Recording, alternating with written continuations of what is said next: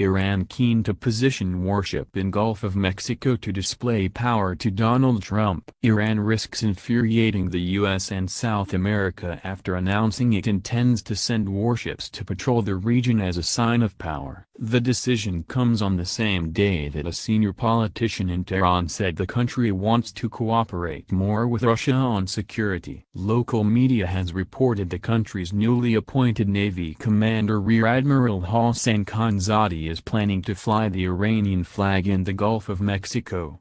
He said, "Sailing in open waters between Europe and America should be the Navy's goal, which will be realized in the near future." Mr. Khanzadi insisted the naval expedition into faraway international waters was purely for demonstrating its power and spreading a message of peace and friendship.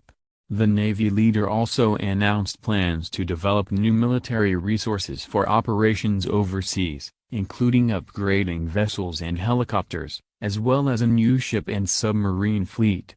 He continued, "Our fleet of warships will be sent to the Atlantic Ocean in the near future and will visit one of the friendly states in South America and the Gulf of Mexico." Within hours of his announcement, the Speaker of Iran's parliament, Ali Larijani, also called for closer cooperation with Russia, saying it was essential to boost security cooperation between the two countries. While it is believed the politician was referring largely to tackling terrorism, he also said it was important they cooperated in other areas.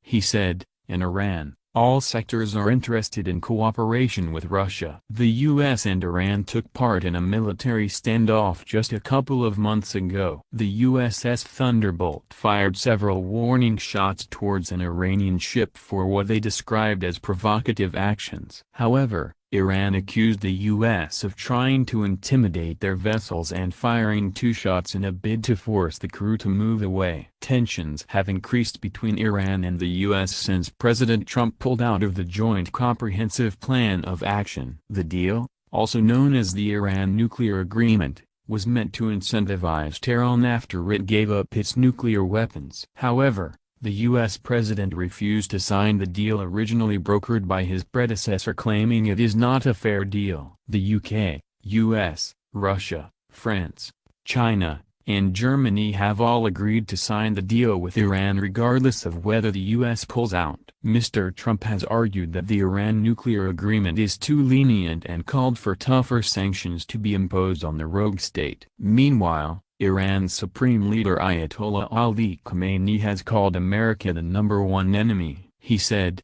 "We will never accept their bullying over the nuclear deal."